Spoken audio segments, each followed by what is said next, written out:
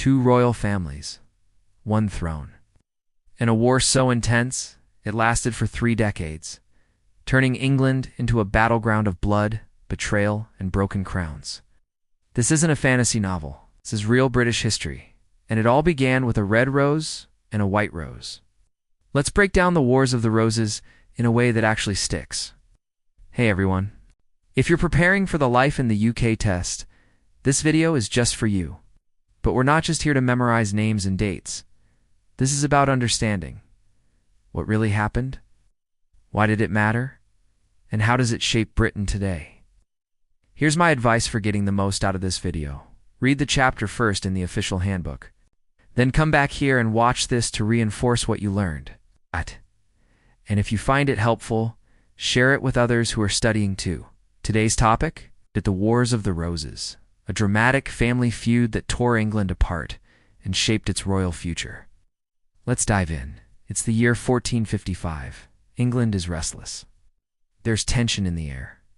It's like a massive game of musical chairs. Instead of fighting over chairs, they're fighting over the throne. It's powerful families both believe they have the right to rule. The House of Lancaster, represented by a red rose, the House of York, symbolized by a white rose. These weren't small squabbles. This was a civil war.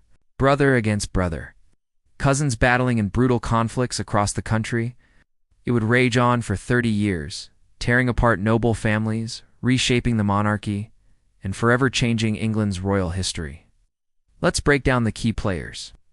The Lancasters descended from John of Gaunt, the third son of King Edward III.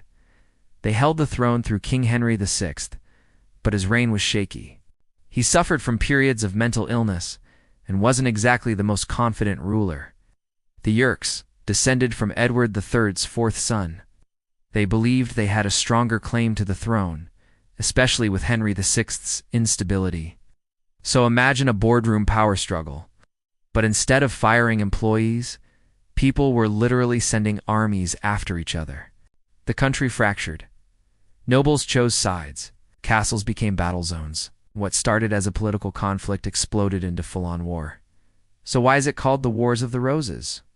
Because each family had a flower as their symbol. A red rose for Lancaster, a white rose for York, and while it may sound poetic, the reality was brutal. Let's highlight a few key moments. The Battle of St. Albans in 1455. The first major battle. The Yorks won here. Then came the Battle of Towton in 1461, one of the bloodiest battles ever fought on English soil. Around 50,000 soldiers took part. York came out on top, and Edward IV became king. But the war didn't end there. Henry VI and his fierce wife Margaret of Anjou weren't done fighting. Over the next 20 years, the throne bounced back and forth like a game of royal ping-pong, till finally it all came to a head in one final showdown. The year is 1485. A young man named Henry Tudor rises as the new hope for the Lancastrians. His claim is distant, but people are tired of war, tired of bloodshed. They rally behind him. Meanwhile, on the throne sits King Richard III, the last Yorkist king. He's powerful, but not universally loved. The Battle of Bosworth Field becomes the turning point. Henry's forces defeat Richard's army. And in a dramatic moment, Richard III is killed in battle. His death marks the end of the Wars of the Roses. Henry Tudor is crowned King Henry VII, but what he does next is genius.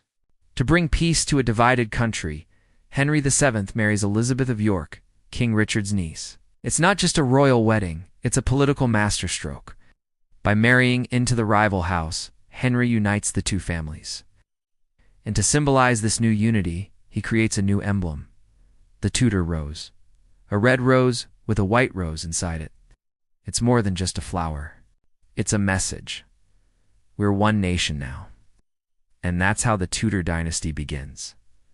Henry VII's son, you might have heard of him. Henry VIII, his granddaughter, Elizabeth I. So this one war shaped the future of Britain for generations to come. Let's recap what we've covered.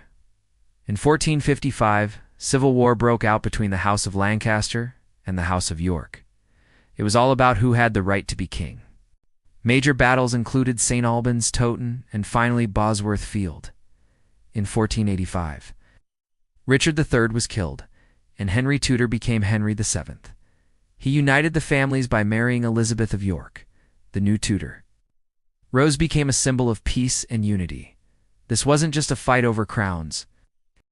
It was the story of a nation at war with itself that found a way back to peace. If this video helped you understand, not just memorize, hit that like button and consider subscribing for more chapters like this one. Don't forget, read the chapter first, then use videos like this to make the history stick. Good luck with your life in the UK test. See you in the next video.